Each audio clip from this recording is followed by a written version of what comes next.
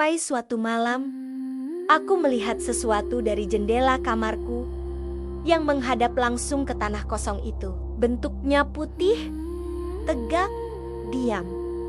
Awalnya aku pikir itu cuma kain jemuran yang lupa diangkat, tapi malam itu tidak ada angin sama sekali. Dedaunan di pohon pun tak bergerak, dan benda itu perlahan bergerak, bukan berjalan. Melompat lompatan-lompatan kecil, teratur, seperti gerakan tubuh yang terikat kaku dari atas sampai bawah.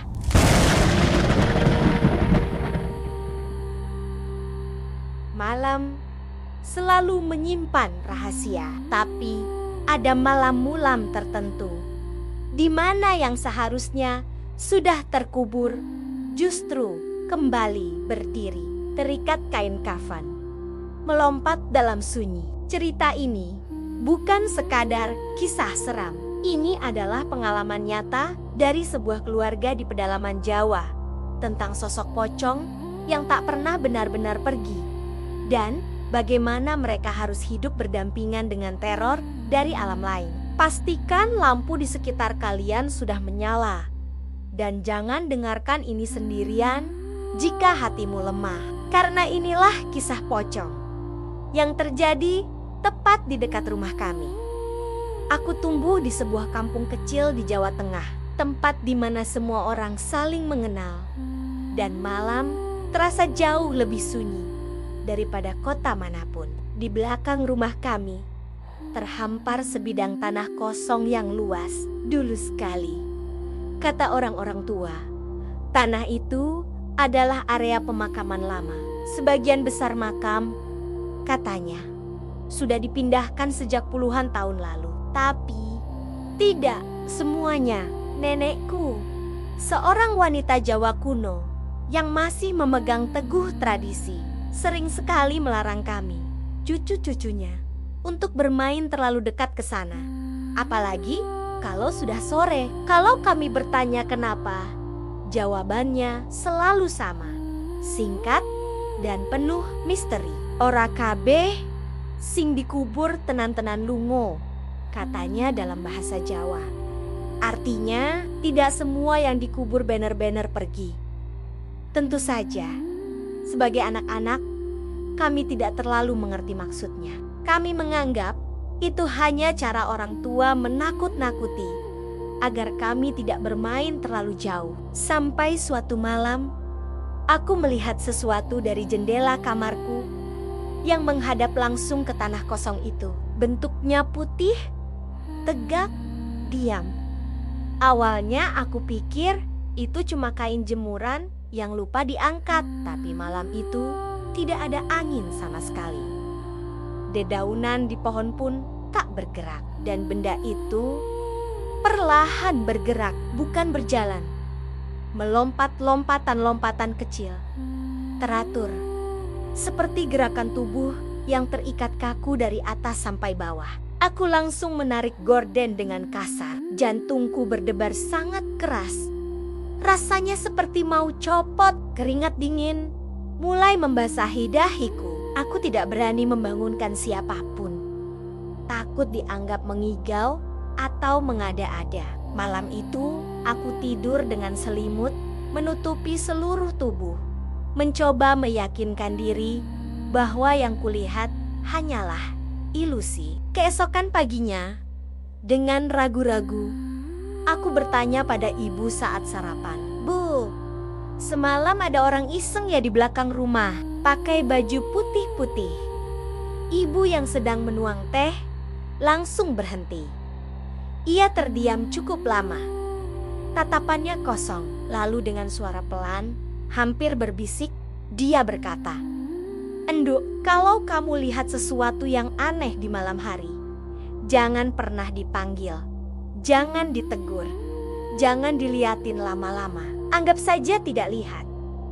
Jawaban ibu tidak membuatku tenang, malah semakin membuatku takut. Itu adalah konfirmasi bahwa yang kulihat semalam bukanlah hayalan. Sejak malam itu, gangguan mulai terasa nyata dan semakin sering. Setiap menjelang maghrib, bau tanah basah yang sangat pekat dan anyir sering tercium di sekitar rumah. Padahal musim sedang kemarau panjang.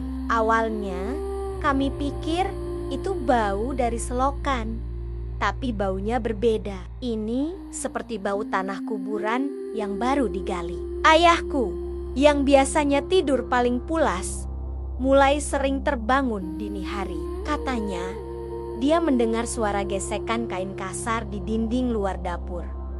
Suara itu tidak keras, bunyinya serak, serak pelan, tapi konstan, cukup dekat untuk membuat bulu kuduk meremang. Ayah mencoba mengecek keluar beberapa kali, tapi tidak pernah ada siapa-siapa. Hanya kesunyian malam yang mencekam. Puncaknya terjadi pada adik perempuanku yang waktu itu baru berumur 5 tahun. Tiba-tiba ia demam tinggi tanpa sebab yang jelas. Dokter bilang hanya demam biasa, tapi obat penurun panas sama sekali tidak mempan. Selama 3 hari 3 malam, dia terus meracau sambil menangis ketakutan. Matanya terus menunjuk ke arah jendela belakang. Jendela yang sama tempat aku melihat sosok itu. Singa dekai nesu, katanya terbota-bota dalam bahasa Jawa. Yang berdiri itu marah. Talinya belum dilepas. Kami semua panik, bukan main. Perkataan adikku yang masih polos itu terasa seperti tamparan keras. Kami akhirnya memutuskan untuk memanggil Pak Dewarto, seorang orang pintar yang cukup dihormati di kampung kami. Begitu beliau menginjakkan kaki di halaman belakang rumah, wajahnya langsung berubah pucat. Beliau memejamkan mata sejenak, lalu berkata dengan suara berat, "Ini pocong lama dari makam yang belum dipindah. Arwahnya tidak tenang karena pemakamannya tidak disempurnakan." Dari penjelasan Pak Dewarto, kami akhirnya tahu cerita lengkapnya. Puluhan tahun lalu, saat banjir besar melanda desa, ada seorang warga yang meninggal dunia. Karena situasi darurat, jenazahnya dikubur tergesa-gesa di pemakaman lama itu. Saking paniknya, orang-orang yang mengurus jenazah lupa melepas semua tali pocongnya, terutama yang di bagian kepala. Menurut kepercayaan, jika tali itu tidak dilepas, arwahnya akan gentayangan meminta untuk dibebaskan.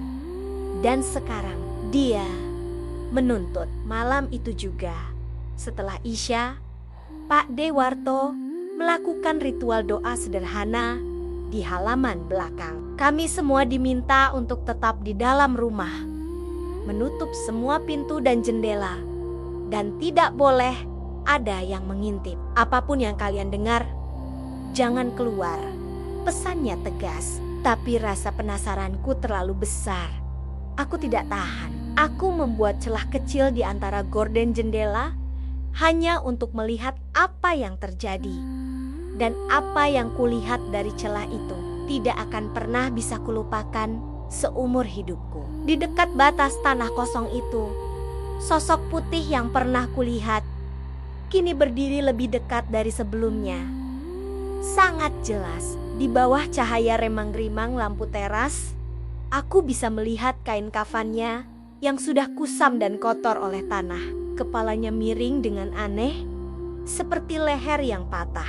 Dan yang paling mengerikan, di tengah doa yang dilantunkan Pak Dewarto, tali-tali di tubuhnya terlihat terurai perlahan-lahan. Seolah-olah ada tangan tak terlihat yang melepaskannya satu persatu. Udara di sekitarku mendadak menjadi sangat dingin, menusuk tulang. Lampu di dalam rumah berkedip-kedip beberapa kali, dan kemudian terdengar satu suara berat dari luar, seperti napas panjang yang tertahan, lalu dihembuskan dengan kuat. Haha, hanya sekali.